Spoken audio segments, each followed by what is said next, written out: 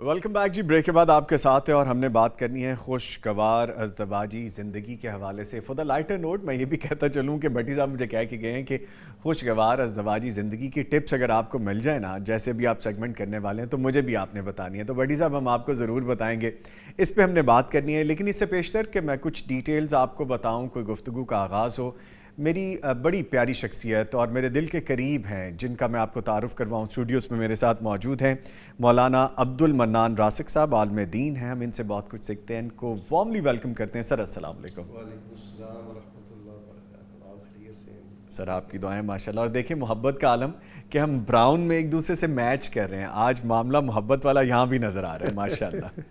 Sir thank you very much. Player having you. بڑا اچھا لگتا ہے جب آپ تشریف لاتے ہیں. چند گزارشات ہیں وہ میں کر کے آپ کی طرف دوبارہ آتا ہوں. ہم جب بات کرتے ہیں خوشگوار ازدواجی زندگی کی, تو اللہ رب العزت نے اس دنیا میں سب سے پہلے میاں بیوی کے تعلق سے انسانی عالم کی ابتدا فرمائی. اس تعلق کے مقاصد اور اس کی جو پختگی کی صورتیں بہت سی ہیں. اس حوالے سے اللہ رب العزت نے اپنے کلام میں باقاعدہ ارشاد فرمایا. سورہ روم کی آیت نمبر 21 میں کہا گیا ہے, جس کا ترجمہ بیان کروں گا. اور اس کی نشانیوں میں سے ایک اہم نشانی یہ ہے کہ اس نے تمہارے ہی وجود جوڑے پیدا فرمائے ہیں تاکہ تم اس جوڑی کے ذریعے سکون حاصل کر سکو, اور تمہارے درمیان اپنی قدرت سے محبت اور رحمت کا بیج بو دیا ہے. ایک جگہ اور سورہ بقرہ کی آیت نمبر 18 میں اللہ رب العزت ارشاد فرماتے ہیں, جس کا ترجمہ ہے, وہ تمہارے لیے لباس کی مانند ہیں اور تم ان کے لیے لباس کی مانند ہو. اس پہ گفتگو کرنی ہے جو مجھ سے بہتر بیان کر سکیں گے, سمجھا سکیں گے. مولانا عبد المنان راسک صاحب, ان کی جانب چلتے ہیں. سر معاملہ یہ ہے کہ ہر شخص چاہتا ہے جس کی شادی ہو چکی ہے یا جو شادی کرنا چاہتا ہے کہ خوشگوار ازدواجی زندگی ہو. ایسی کون سی خاص بات ہے جس کا اس پاکیزہ بندنے سے پہلے سوچ لینا چاہیے, جس کا اپنے ذہن میں امیج لحاظ رکھنا چاہیے کہ یہ سفر ہمیشہ خوشگوار رہے؟ نظامی صاحب, بہت بنیادی اور اہم سوال ہے. جزاک اللہ. جو لوگ اپنی ازدواجی زندگی کا سفر خوشگوار بنانا چاہتے ہیں, اس کو اس بندھن سے پہلے بعض چیزیں ہیں ان کو بڑے آرام سے دیکھنا چاہیے. بنیادی چیز یہ ہے کہ اس میں جلد بازی سے کام نہیں لینا چاہیے. تو اس کے لیے 4 باتیں میں ناظرین کے گوش گزار کرتا ہوں. Please please. تو سب سے پہلے تو چونکہ یہ نکاح اور شادی یہ ضرورت بھی ہے اور یہ امر ربی بھی ہے, ہماری شریعت بھی ہے, تو ہمیں اچھی طرح سے استخارہ کرتے رہنا چاہیے. سب سے پہلی بات ہے استخارہ کا معنی ہوتا ہے اللہ تعالیٰ سے خیر چاہنا. جی. تو آپ اللہ تعالیٰ سے استخارہ کی دعا کے ذریعے خیر مانگتے رہیں, تو اس سے بھی اللہ تبارک و تعالیٰ کافی آسانی اور خیر کے معاملے فرماتے ہیں. دوسری بات آ جاتی ہے استشارہ. اس کا مطلب ہے مشورہ طلب کرنا. جو اکابر ہیں, جو تجربہ کار لوگ ہیں, ان سے مشاورت اگر ہو جائے تو اس میں بھی بڑی خیر ہے. جی. استخارہ, استشارہ. اور تیسری بڑی قابل توجہ بات ہے وہ یہ ہے کہ جب آپ سلیکشن کریں, کسی چیز کو پسند کریں اور بالکل کو حتمی فیصلہ کرنے والے ہیں, تو آپ اپنی چاروں آنکھیں کھول لیں, دل دماغ کی آنکھیں بھی کھول لیں اور اچھی طرح جانچیں, دیکھیں. ہمارے ہاں نظامی صاحب پرابلم یہ ہے کہ جہاں ہم رشتے کا آغاز کرتے ہیں, کوئی رشتہ دیکھتے ہیں, لڑکے والے لڑکی کو دیکھتے ہیں یا لڑکی والے لڑکے کو دیکھتے ہیں, تو پہلے چاروں آنکھیں بند کر لیتے ہیں. یہ بڑی قابل توجہ بات ہے. جب رنگت کی بات ہوتی ہے, جی لڑکی کا رنگ سانولا ہے یا کالا ہے, تو کہہ دیتے ہیں جی کہ رنگ کس نے چاٹنا ہے, قد کو ہم نے کیا کرنا ہے. تو چاروں آنکھیں بند ہوتی ہیں. جیسے ہی پاکیزہ بندھن کے بعد ازدواجی سفر شروع ہوتا ہے, پھر ہم چاروں آنکھیں کھول لیتے ہیں اور ہمیں وہ سارے عیوب آنا نظر شروع ہو جاتے ہیں. تو اس سلسلہ میں سب سے بنیادی اہم ترین کرنے والا کام اس پاکیزہ بندھن سے پہلے یہ ہے کہ اپنی چاروں آنکھیں کھول کے رکھیں. آپ حسن دیکھیں, حسب و نسب دیکھیں, آپ مال دیکھیں. بہتر یہ ہے کہ آپ دین کو ترجیح دیں, لیکن آپ جو کرنا چاہتے ہیں نا وہ پہلے دیکھ لیں. اچھی طرح پہلے جانچیں, پھر نکاح کے بعد ساری زندگی نبھائیں. میں یہ سمجھتا ہوں ہمارے معاشرے میں ازدواجی زندگی کا آپ سروے کریں, سب سے بنیادی خرابی آپ کو یہی نظر آئے گی کہ پہلے اچھی طرح دیکھا نہیں گیا, جانچا نہیں گیا, پرکھا نہیں گیا, جلد بازی سے کام لیا گیا ہے. اور جیسے ہی نکاح کے معاملے ہو گئے ہیں پھر وہ سارے جو خاندان کے لوگ ہیں وہ دور بھی نہیں لگائیں بیٹھے ہیں, اب سوائے عیبوں کے کچھ نظر ہی نہیں آتا. اور چوتھی اس حوالے سے میں سمجھتا ہوں یہ بالکل ایک نا جی سلیبس کی طرح اور نصاب کی طرح اس کو فوری کر دینا چاہیے. جو نیا جوڑا ہے ان کے لیے کم از کم کوئی 3 روزہ یا 4 روزہ کورس ہونا چاہیے, جس میں باضابطہ باہم ایک دوسرے کے حقوق جو خوش دلی سے ادا کرنے ہیں ان کے فوائد سے آگاہ کیا جائے, اس ذمہ داری کا احساس دلوایا جائے. تو میں یہ سمجھتا ہوں کہ اس سے قبل کہ ہم کوئی نکاح کے بعد کے معاملات شروع کرتے, آپ نے بڑی بیس سے بات کا آغاز کیا ہے. ایک تو استخارہ میں غفلت نہ ہو, مشاورت میں غفلت نہ ہو. تیسری بڑی اہم بات ہے, چاروں آنکھیں کھول لیں, پہلے دیکھیں, نکاح کے بعد چاروں آنکھیں بند کر لیں, اب نبھائیں. پہلے جانچو, نکاح کے بعد نبھاؤ. ٹھیک ہے, ٹھیک ہے. اور چوتھی بات یہ ہے کہ ایسے ہمیں کالجز میں یا یونیورسٹیز میں یا ہمارے دینی اداروں کو باقاعدہ, میں تو کہتا ہوں نظامی صاحب اس وقت دل جتنا غمگین ہے اور جو ہم حالات و واقعات ازدواجی زندگی کے دیکھتے ہیں, میں تو کہتا ہوں کہ نکاح نامے میں ایک شک ہونی چاہیے کہ وہ جو 4 روزہ کورس ہے جس میں شادی کے حقوق اور ذمہ داری کے احساس کے یہ کورس اس نے کیا ہوا ہے. جی. تو بچے ہوتے ہیں, جلد باز ہوتے ہیں, ان کو ایک دوسرے کے فرائض کی ادائیگی کا علم ہی نہیں ہوتا, تو پھر یہ جو ایک مبارک اور پاکیزہ سفر ہے وہ بدمزگی کی طرف چل نکلتا ہے. ٹھیک ہے سر, ویری ویل ڈیفائنڈ. میں چند گزارشات کرنا چاہتا ہوں. جب آپ جیسی شخصیات کا داور موجود ہوں تو بڑا سنبھل کے پہلی ہی بات کرنی چاہیے تاکہ بیس پراپر ہو.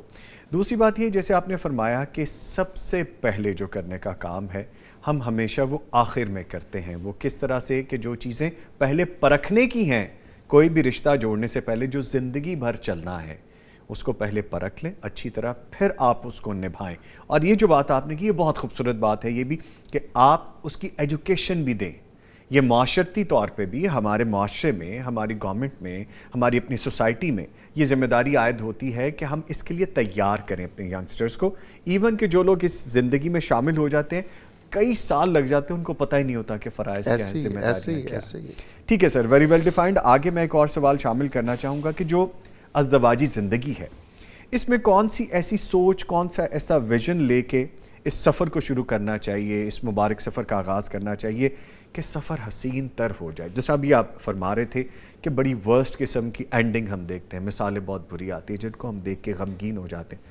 سامنے سوچ کیا ہونی چاہیے اس سفر کے آغاز سے پہلے؟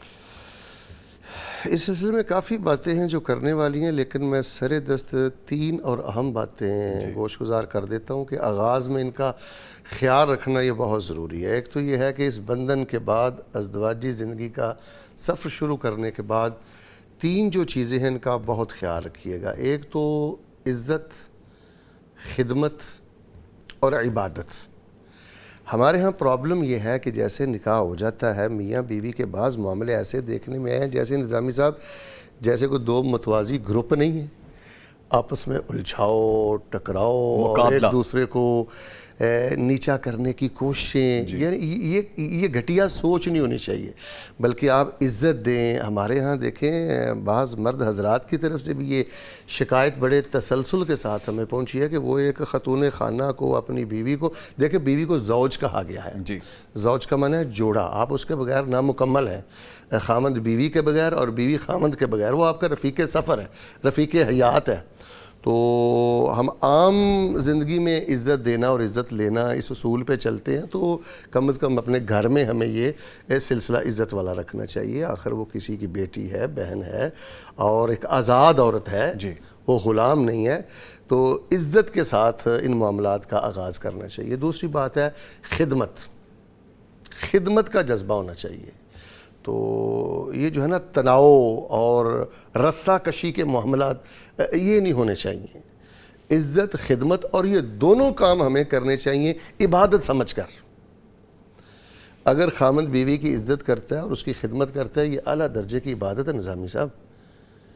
اسی طرح اگر بیوی اپنے خامند کی خدمت میں کوتاہی نہیں کرتی اور اس کی عزت میں کوئی کمی نہیں آنے دیتی، تو یہ بھی اعلیٰ درجے کی عبادت ہے. آپ کو علم ہوگا کہ رسول رحمت علیہ السلام نے فرمایا 1 دینار آپ جہاد فی سبیل اللہ میں دیتے ہیں، 1 دینار آپ مسکین کو دیتے ہیں، اور 1 دینار آپ اپنی اہلیہ پہ خرچ کرتے ہیں. فرمایا اجر کے لحاظ سے یہ سب سے زیادہ قیمتی دینار ہے. آپ علیہ السلام نے فرمایا کہ مسلمانوں کے معاشرے میں خیرکم خیرکم لأہلہ، مسلمانوں کے معاشرے میں سب سے بہترین انسان وہ ہے جو اپنے اہل خانہ کے لیے، اپنی بیوی کے لیے حسن سلوک سے پیش آتا ہے. جی. تو اس سفر کے آغاز میں بنیادی طور پہ ہمارے ہاں خرابی یہ ہے کہ ایسے کچھ جاہل قسم کے دوست و احباب ہوتے ہیں جو آپ نے یہ جملہ سنا ہوگا جی اینو ذرا کھینچ کے رکھنا ہے، ذرا کوئی اونچی بولن نہیں دینا، سا نہیں، یہ جو نا ڈراوے اور شروع سے ایسے معاملے یہ زندگی کا لطف ختم کر دیتے ہیں. اجازت کے ساتھ میں کچھ چیز اس میں for the light note add کرنا چاہوں گا. پچھلے دنوں میں ایک نیوز پڑھ رہا تھا باقاعدہ کہ سر وہ نیوز میں لکھا ہوا تھا کہ شوہر نے فرسٹ نائٹ ہی، شادی کے پہلے دن ہی مارا بیگم کو تشدد کیا باقاعدہ، اور جب اس سے ریزن پوچھا گیا تو اس نے ریزن کیا بتائی جو آپ فرما رہے ہیں کہ انہوں دبا کے رکھنا. میری والدہ نے کہا تھا یا میرے فلانے بڑے نے کہا تھا کہ جی عورت نو ذرا دبا کے رکھنا ہے. You know this is society penetration کتنی کر گئی باتیں جو کہ غلط ہیں. آپ پلیز فرمائیے، آپ کہہ رہے تھے کہ یہ غلط بات ہے، یہ نہیں ہونا چاہیے. جی اس میں تو کوئی شک نہیں. یہ سب سے پہلے آپ نے پہلی اینٹ اور پہلا قدم ہی ایسا اٹھایا کہ جو آپ کے اس بندھن کی خوشی کو ختم کر دے گا. تو اس میں آغاز میں عزت کے ساتھ اور ایک دوسرے کی خدمت کے جذبے کے ساتھ، اور اس کو آپ عبادت سمجھ کے لے کے چلیں، انشاءاللہ پھر خیر ہی خیر ہے. ٹھیک ہے. اچھا سر، جو اس پاکیزہ رشتے کو شوہر کی طرف سے مرد حضرات کا میں پہلے ذکر کرتا ہوں، یہ نہ ہماری بہنیں یہ سمجھ لیں کہ عورتوں کو ٹارگٹ کیا جا رہا ہے، ہم اپنے پہ بات کرتے ہیں کہ شوہر حضرات کی طرف سے اس رشتے کو جو نقصان پہنچایا جاتا ہے، ہم خود ہی ڈیمیج کرتے ہیں اس رشتے کو، وہ کون سی ایسی چیزیں جو خطرناک کوتاہیاں ہیں ہماری؟ دیکھیں جی، اس سلسلے میں سب سے پہلی کوتاہی تو یہ ہے کہ ایک انسان میں ازدواجی حقوق ادا کرنے کی صلاحیت ہی نہیں ہے. جی. وہ میڈیکلی فٹ ہی نہیں ہے. تو یہ میں سمجھتا ہوں ایک بہت بڑا ظلم بھی ہے اور بہت بڑی کوتاہی بھی ہے کہ اس کے باوجود اس نے یہ ذمہ داری لی ہے لیکن وہ اس کے اہل نہیں تھا. کئی گھروں کے پرابلم ایسے ہم نے دیکھے ہیں کہ صلاحیت نہیں ہوتی، پھر گھر میں لڑائیاں ہوتی ہیں. تو میں ہی سمجھتا ہوں اس سلسلے میں یہ مرد کی طرف سے بہت بڑی کوتاہی ہے. اپنا میڈیکل معاملات کو دیکھنا چاہیے، علاج معالجے کے معاملات کو دیکھنا چاہیے. میں یہ بات تھوڑی سی پس پردہ ہی کرنا چاہوں گا، کھل کر کرنے والی بات نہیں ہے، لیکن عقل والوں کے لیے بہت بڑا اشارہ ہے. کئی گھروں میں یہ سلسلہ دیکھا گیا ہے، تو یہ بہت بڑی کوتاہی ہے. دوسری بات یہ ہے کہ مرد کے کوئی ایسے ناجائز باہر تعلقات نہیں ہونے چاہیے. جب اس کی نظر باہر ہوگی تو گھر میں خرابی ہوگی. تو اس کا بہت زیادہ لحاظ اور خیال رکھنا ہے. اجازت دیجیے، یعنی کہ شادی سے پہلے ہو یا شادی کے بعد ہو، یہ دونوں معاملات نہیں ہونے چاہیے. پہلے جو تھا شادی کے بعد اب آپ ختم کر دیں. آپ کا نصیب آپ کے ہاں پہنچ چکا ہے، ٹھیک ہے، اور اس کی بنیاد پر آپ گھر میں کوئی محاذ رہی کھڑی نہ کریں. عموماً گھروں میں یہ بھی ایک، یعنی آپ کا سوال اصل میں یہ ہے کہ سب سے زیادہ مرد کی طرف سے نقصان دینے والی چیزیں کیا ہوتی ہیں. ایک تو میں نے بتایا کہ وہ فزیکلی فٹ نہیں ہے، اس میں صلاحیت نہیں ہے حقوق کی ادائیگی کی، اور دوسری بات ہے اس کے جو ناجائز تعلقات ہیں وہ گھر میں خرابی کا باعث ہیں. اسی طرح خاتون خانہ کے ساتھ، اہلیہ کے ساتھ غیر اخلاقی انداز سے پیش آنا یا مس یوز کرنا یا کوئی ایسے خرافات کا تقاضا کرنا کہ جو شریعت کے حدود میں بالکل روا نہیں ہے، جائز نہیں ہے، تو یہ خرابیاں ان چیزوں سے آتی ہیں. اور سب سے زیادہ جو اس بندھن کو اور رشتے کو بد مزہ کرنے والی چیز ہے نظامی صاحب، وہ زبان کی بے رہ روی ہے. اچھا جو مرد تان زنی کرتے رہتے ہیں، بد زبانی کرتے رہتے ہیں، وہی بات جو میں نے پہلے کی ہے کہ پہلے آنکھیں بند تھیں، رنگ کی جب بات ہوئی کوئی بات نہیں ہے جی، قد کی بات ہوئی جی کوئی بات نہیں، یہ برادری نہیں جی ہماری، کوئی بات نہیں، پہلے کوئی بات نہیں ہے، بعد میں وہ سارے جو تانے ہیں وہ سلسلے شروع ہو جاتے ہیں، بعد میں سب باتیں وہی قد ہو کے جاتی حوالے ہیں سے، رنگ کے حوالے سے. تو یہ میں سمجھتا ہوں کہ اپنے گھر کو جہنم بنانے والی بات ہے. ایک مرد کو اپنی زبان کے معاملے میں بہت زیادہ محتاط ہونا چاہیے. اپنی جو بیوی کے رشتہ دار ہیں ان کے بارے میں اچھی زبان رکھے، حسن سلوک سے پیش آئے، بلا شبہ وہ اس کے محسن ہیں. تو یہ وہ بنیادی چیزیں، ایک تو حقوق کی ادائیگی کی صلاحیت نہیں ہے، ناجائز اس کے تعلقات ہیں، بد زبان ہے، تان زنی کرتا ہے، تو اس طرح تو یہ مبارک رشتے جو ہیں یہ عذاب بن جاتے ہیں. ٹھیک ہے سر، جہاں پہ ہم مرد حضرات کی اپنی بات کر رہے ہیں تو ہم دوسرے اینگل سے بھی دیکھ لیں، کہیں آپ اور میں اس چیز کے نشانہ نہ بن جائیں کہ ہم نے ایک ایسپیکٹ دیکھ لیا، دوسرا دیکھنا بھی ضروری ہے. جو خواتین ہیں ان کی طرف سے جو اس رشتے کو بدمزہ کرنے والی باتیں یا اس رشتے کو خراب کرنے والی باتیں وہ کیا ہو سکتی ہیں؟ اس میں سب سے پہلی بات یہ ہے کہ اس میں تو کوئی شک نہیں کہ خاوند بھی اپنی بیوی کے لیے لباس ہے اور بیوی اپنے خاوند کے لیے لباس ہے، لیکن بیوی کے حوالے سے جو سب سے پہلی اور اہم بات ہے وہ یہ ہے کہ وہ اپنے خاوند کے لیے لباس بن کر رہے، اس کے عیب چھپائے، اس کی کوتاہیاں چھپائے. لباس جو ہوتا ہے وہ زینت ہوتا ہے، وہ خوبصورتی کا باعث ہوتا ہے. جو عورت اپنے خاوند کے لیے لباس نہیں بنتی، ازدواجی زندگی کی خوشیاں روٹ جاتی ہیں. وہ مت توقع رکھے کہ اس کے خاوند کے دل میں اس کی محبت بچے گی یا باقی رہے گی. تو یہ بیوی کی طرف سے میں یہ سمجھتا ہوں سب سے بڑی کوتاہی ہے. حد المقدور اس کی کوتاہیاں گھر کی چار دیواری میں رکھیں، خاموشی سے اصلاح کی کوشش کریں، اور یقین کریں نظامی صاحب، ایک سمجھدار اور صابرہ خاتون اپنے کردار کے ساتھ اور اپنی زبان کے میٹھے بولوں کے ساتھ بہت کچھ کر سکتی ہے. No doubt, no doubt. اپنے گھر کو گلزار بنا سکتی ہے، جنت بنا سکتی ہے. لیکن یہ جو ہوتی ہے نا عجلت، سہیلیوں سے ایسی بات کرنا، والدین سے ایسی، یہ باتیں رہتی نہیں ہیں. شرارتی قسم کے لوگ ہوتے ہیں جو سیدھی سادی ہماری بہنوں اور بیٹیوں سے یعنی اس طرح کی باتیں نیگیٹو پوچھ لیتے ہیں، پھر وہی لوگ شرارتیں کرتے ہیں غیبتوں کے ذریعے، اور اسی سے ایک گھر کے اجڑنے کا آغاز ہو جاتا ہے. نفرتوں کا پہلا بیج جو خاوند کے دل میں بو دیا جاتا ہے وہ یہی ہے کہ جب آپ اس کا پردہ نہیں رکھیں گے اس کے دل میں محبت نہیں رہے گی. تو میں خواتین کی خدمت میں گزارش کروں گا کہ وہ آپ کی عزت ہے ہر لحاظ سے، تو اس کی کمی کوتاہی کو اچھالنے سے گریز کریں. یہ سب سے زیادہ نقصان دینے والی چیز ہے. ٹھیک ہے. اسی طرح دوسری بات یہ ہے کہ دیکھیں مرد ہے. نظامی صاحب یہ ضیافت طبع کے لیے جملات کی نظر کرتا ہوں. مرد کی مرد سے شادی نہیں ہوئی، مرد کی عورت سے شادی ہوئی ہے. تو عورت میں تھوڑا سا وہ جو مقابلہ بازی والا معاملہ ہے نا وہ برابر کا، یعنی وہ کہہ لیں کہ برابر کی ٹکر نہیں ہونی چاہیے. اگر خاوند باہر سے کسی تکلیف میں ہے یا کوئی لین دین کے معاملات میں الجھا ہوا ہے، ظاہر جب آپ بازار جاتے ہیں ہزاروں تلخیوں کا سامنا ہوتا ہے. گھر میں وہ آتا ہے، اس کے منہ سے اگر کوئی سخت بول نکل چکا ہے آپ خاموش ہو جائیں. یہ جو ہوتی ہے نا ہر بات میں مقابلہ بازی اور پوری ٹکر اور پورا جواب، اگر یہ سلسلہ عورت کی طرف سے مرد کو مقابلے میں جب دیکھنے میں ملتا ہے نا جی، تو اس سے بھی بہت زیادہ دراڑیں پڑ جاتی ہیں. تو میں خواتین کی خدمت میں گزارش کروں گا کہ اگر کسی وقت گھر میں کوئی خامند کا لہجہ تلخی کی طرف بھی چلا جائے تو آپ میں ایک جھکاؤ ہونا چاہیے، ایک نزاکت ہونی چاہیے، خاموشی اور اعراض کے تھوڑے سے معاملے ہونے چاہیے. مقابلہ بازی سے اس بندھن کی برکتیں اور خوشیاں ختم ہو جاتی ہیں. ٹھیک.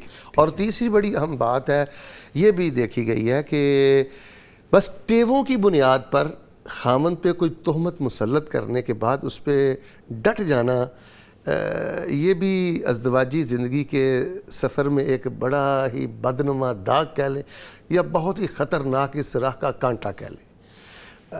آپ نے کوئی چیز خاوند کی اپنی نگاہوں سے دیکھ بھی لی ہے نا، آپ نے تحقیق کر لی ہے، اس نے انکار کر دیا، آپ اس کے انکار پر یقین کریں. اب اس نے وہ کیا ہے، وہ رب کو اس کا جواب دے. آپ اس کی عدالت لگا کر نہ بیٹھیں. ہمارے ہاں ہوتا یہ ہے، پروف نہیں ہے، کوئی دلیل نہیں ہے، بس کہیں سے بات سن لی ہے, ایک ٹیوا ہے, اندازہ ہے, وہ کلابے ملا لیے گئے ہیں, اس پر ایک بہت بڑی عمارت کھڑی کر دی گئی ہے اور سارا کچھ خاوند پر مسلط کر دیا گیا. میں یہ سمجھتا ہوں کہ یہ بھی ایک بہت بڑی خرابی ہے. ہماری خواتین کو انتہا تک نہیں جانا چاہیے. ٹھیک ہے, بلکہ جیسے آپ فرما رہے ہیں مجھے نظر آ رہا ہے اسپیکٹرم ہماری پوری سوسائٹی پہ آ جاتا ہے. جیسے ہم ازدواجی زندگی کی بات کر رہے ہیں, اس میں پورا معاشرہ شامل ہو جاتا ہے.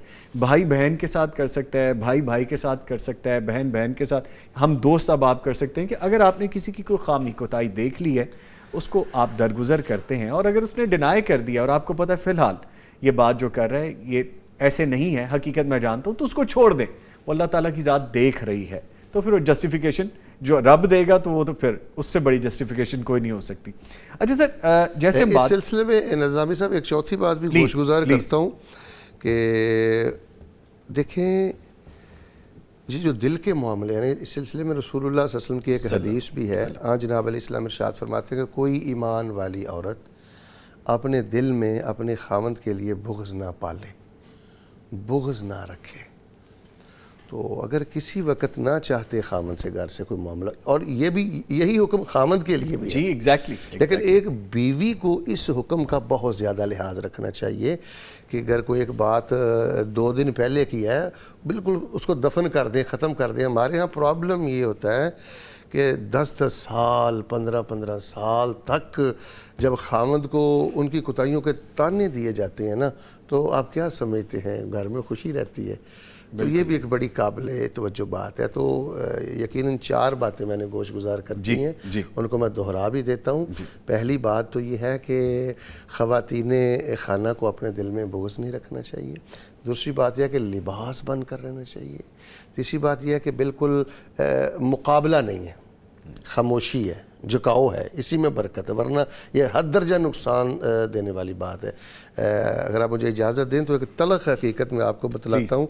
میں کئی گھروں کے حالات جانتا ہوں کہ اس بیوی نے اپنی خامند سے صرف اس لیے مار کھائی ہے کہ وہ چپ ہونے کا نام نہیں لیتی تھی. زبان ترقی بترقی جواب. اوہو, یہ بڑی خطرے والی بات ہے.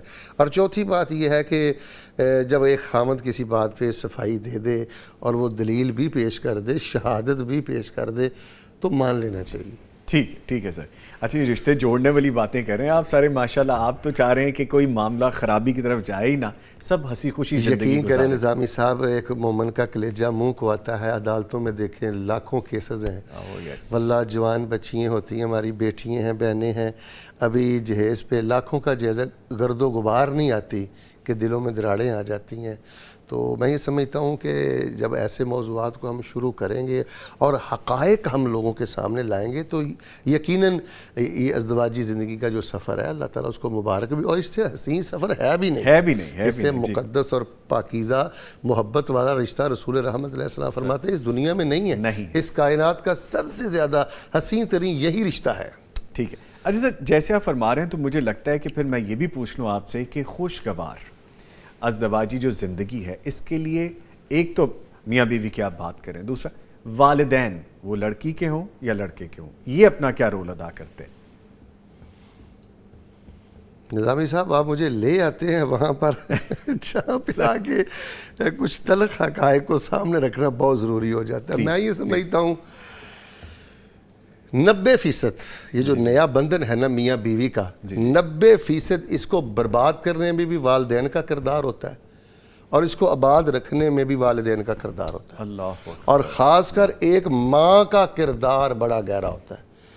اگر جو بچی کی ماں ہے وہ اپنی بیٹی کو تھوڑا سا وسیع الصدر بنائے, صبر کی دعوت دے اور صبر کی تلقین کرے اور خاموش رہنے کی تلقین کرے, یقین کریں ان گھروں میں خوشیاں ہوتی ہیں. اور جب مائیں جو ہوتی ہیں وہ پوری رپورٹ لیتی ہیں, پھر بچی کو شاہ دیتی ہیں اور ہلا شیری دیتی ہیں, یہ چیزیں جو ہیں یہ گھروں کو برباد کر دینے والی ہیں. اور اس وقت 70 سے 80% جو کیسز میرے پاس آئے ہیں, یقین کریں اس میں نے یہ سب سے بڑی خرابی دیکھی ہے. تو والدین کا کردار ایک بڑا بنیادی کردار ہے. بالخصوص بیوی کو شادی کے بعد یہ بات اچھی طرح جان لینی چاہیے.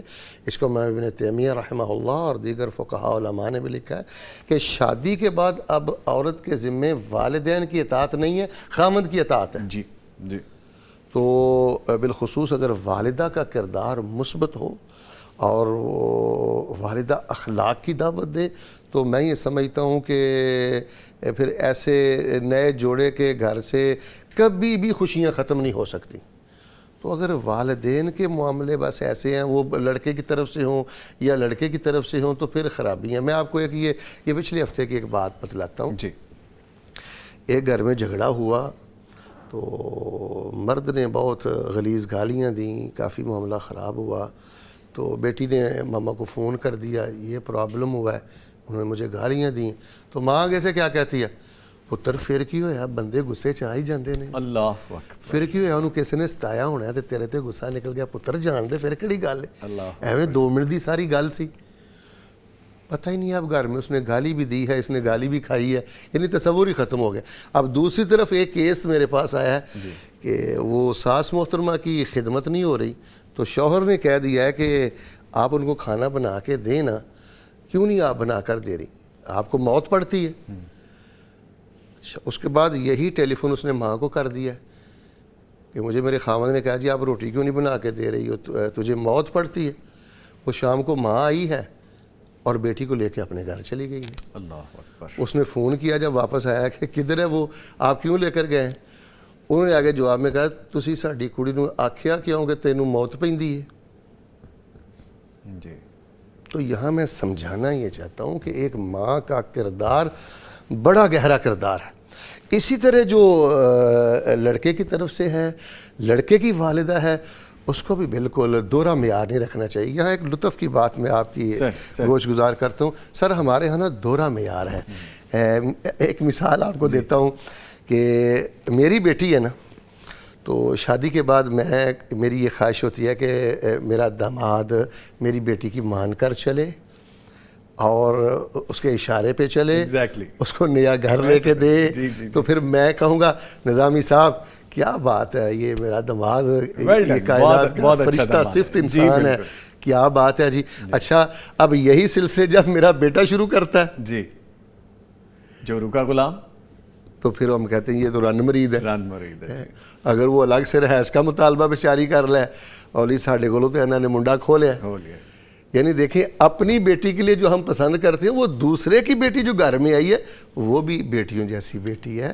اگر آپ کا بیٹا اس کو وقت دیتا ہے، اس پہ خرچ کرتا ہے، تو جو آپ اپنی بیٹی کی آپ حکومت پسند کرتے ہیں وہ اپنے گھر میں کرے، تو جو آپ کے گھر میں آئی اسے بھی تو راج کرنے دیں نا. کسی کی بیٹی کی حکومت نہیں پسند کرتے ہیں. لیکن دیکھ لیں ایک مسلمان کا دوہرا کردار آپ دیکھیں. سو آپ کانی تقسیم کہہ لیں کہ جو ہمیں اپنی بیٹی کے لیے پسند ہے وہ دوسرے کی بیٹی کے لیے پسند نہیں ہے، اور یہ بھی بہت بڑی خرابی کی وجہ ہے. ٹھیک ہے. تو اگر والدین میں سمجھتا ہوں تھوڑا سا پیچھے چلے جائیں نا جی اپنی جوانی کی عمر کی طرف، جب ان کی شادی ہوئی تھی تو وہ کیسے تھوڑی سی آزادی کو پسند کرتے تھے اور الگ سے بیٹھنے کو پسند کرتے تھے. تو میں ہی سمجھتا ہوں یہ سفر بہت زیادہ مبارک ہو سکتا ہے. تو والدین کا بہت گہرا کردار ہے جی. ٹھیک ہے. اور یہ رائٹ بھی ہے، یہ میاں بیوی کا رائٹ بھی ہے کہ اگر وہ خوشگوار زندگی گزارنا چاہتے ہیں، انڈیپینڈنٹ رہنا چاہتے ہیں، علیحدہ رہنا چاہتے ہیں، تو ان کو تھوڑا سپیس بھی دیں، ان کو لیوریج بھی دیں.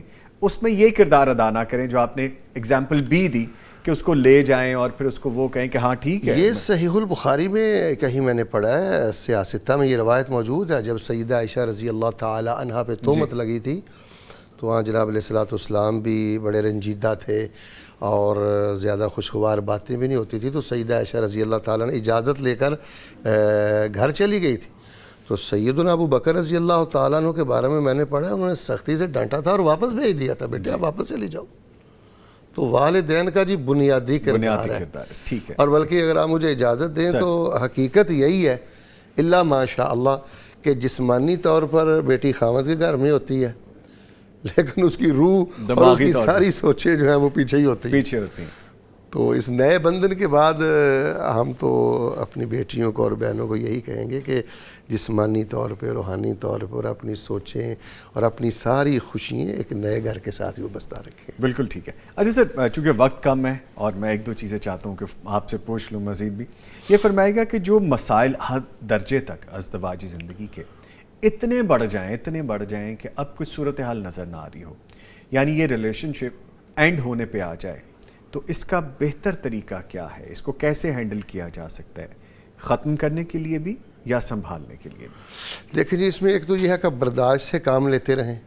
عام زندگی کے معاملات میں ہم برداشت سے کام لیتے ہیں جی. لیکن ازدواجی معاملات میں ہم برداشت سے کام نہیں لیتے. ایک تو برداشت سے کام لینا چاہیے، صبر سے کام لینا چاہیے اور اللہ تعالیٰ سے ڈرنا چاہیے. کل قیامت کے روز ان معاملات میں ہمیں اللہ تعالیٰ سے پوچھا جائے گا، سوال کیا جائے گا. لیکن جب آپ سمجھیں کہ اب معاملے کا کوئی حل نہیں ہے تو پھر میں یہ سمجھتا ہوں کہ اس کا سب سے بہترین حل یہ ہے کہ دونوں خاندانوں کے جو بڑے ہیں وہ بیٹھ کر معاملے کو ایک طرف لگا دیں. وہ طلاق کا معاملہ، علیحدگی کا معاملہ جیسا بھی ہے اس کو اچھے طریقے سے مکمل کر دیں. اور اگر خاندان میں کوئی ایسے بڑے نہیں ہیں تو پھر ہمارے علماء ہیں. جی ٹھیک. علماء کی خدمت میں اپنے کیس کو رکھیے، جو وہ فیصلہ کریں اس کو آپ قبول کر لیں. جی ٹھیک. البتہ جو تیسرا معاملہ ہے، میں تو اس کی حوصلہ شکنی کرتا ہوں نظامی صاحب. بیٹیوں کو، بہنوں کو، ان کے کیسز کو، خلع اور طلاق کے معاملات کو عدالتوں میں لے کر جانے سے حد المقدور بچنا چاہیے.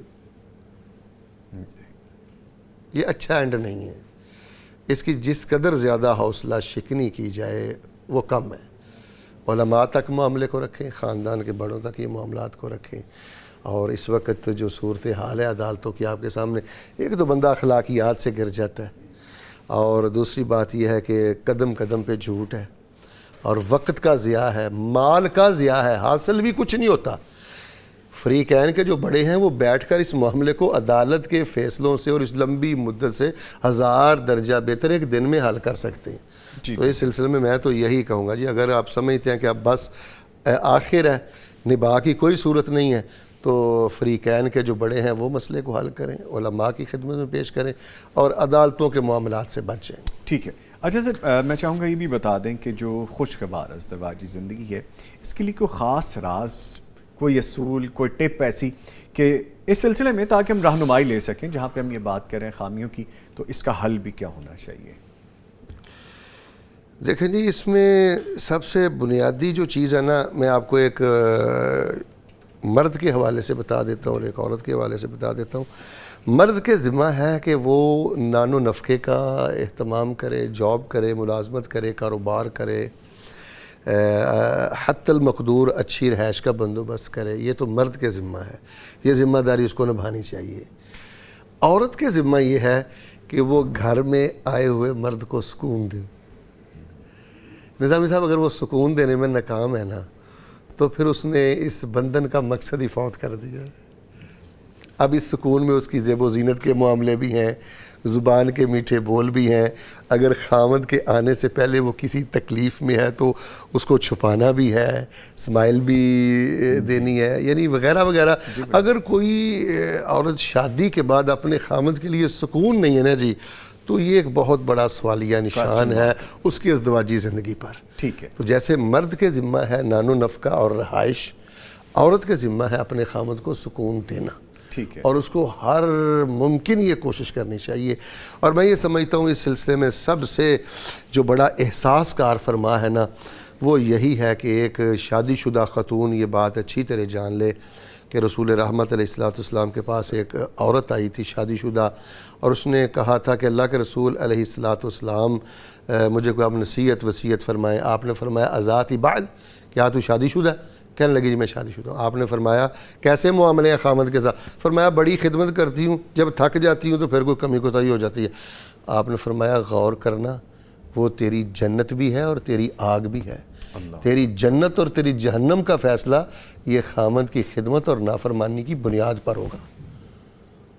تو ایک خاتون خانہ کو یہ حدیث ہمہ وقت اپنی نگاہوں کے سامنے رکھنی چاہیے، اور مرد کو بھی یہ سوچنا چاہیے. رسول پاک نے فرمایا کہ آپ نے اللہ کے کلمے پر ان عورتوں کو حاصل کیا ہوا ہے. میں سمجھتا ہوں کہ چھوٹا سا بول ہے، اگر وہ مرد اپنی نگاہوں کے سامنے رکھے تو بڑا سکون رہتا ہے کہ یہ جو میری بیوی ہے یہ میرے گھر میں اللہ کا مہمان ہے.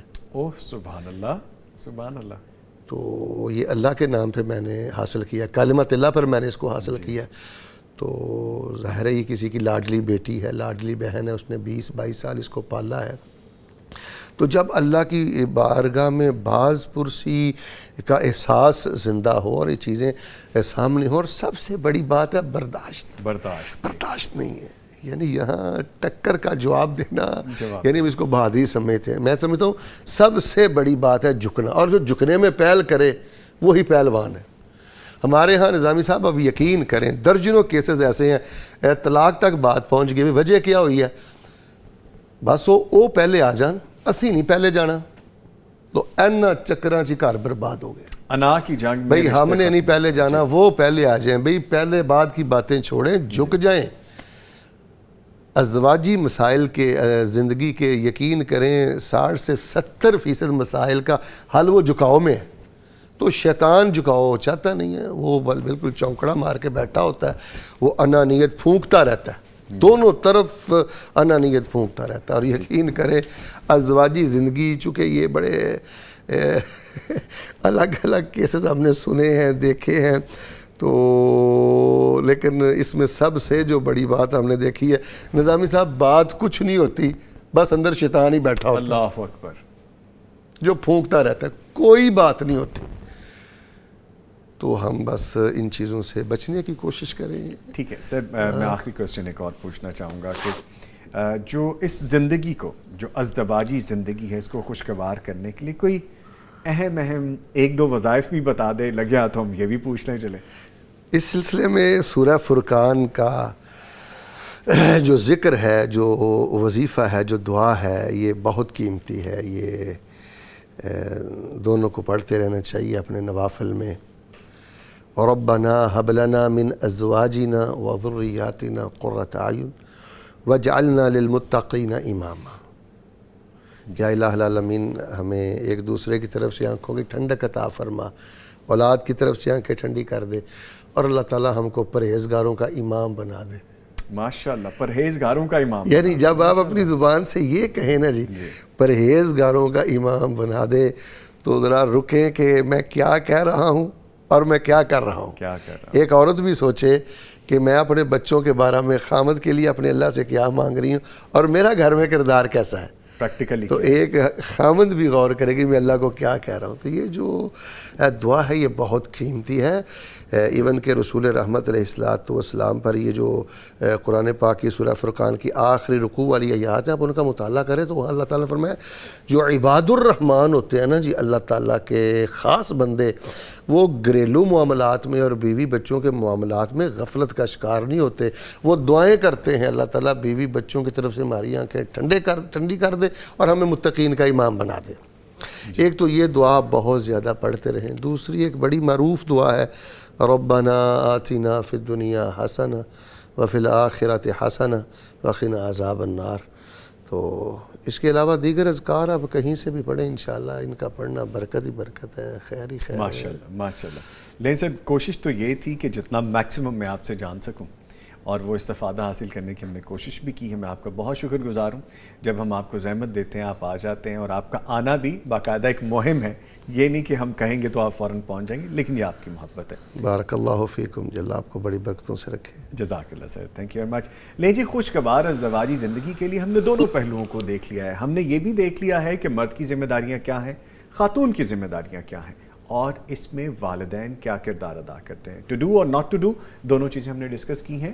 ہم نے دینی پہلو بھی آپ کے سامنے رکھا ہے. بات وہی ہے، انسان خطا کا پتلا ہے، اور خطائیں ہم سے ہوں گی، لیکن اس کے لیے رجوع بھی ہم نہیں کرنا ہے. اگر ہم اکڑ جائیں گے اور ہم رک جائیں گے، انا کی جنگ شروع کر دیں گے، تو پھر رشتہ چاہے ازدواجی ہو یا کوئی اور رشتہ ہو، وہ پھر نبھا نہیں سکیں گے. اس پہ سوچیے گا. ملتے ہیں ایک چھوٹے سے بریک کے بعد، ہمارے ساتھ رہیے گا.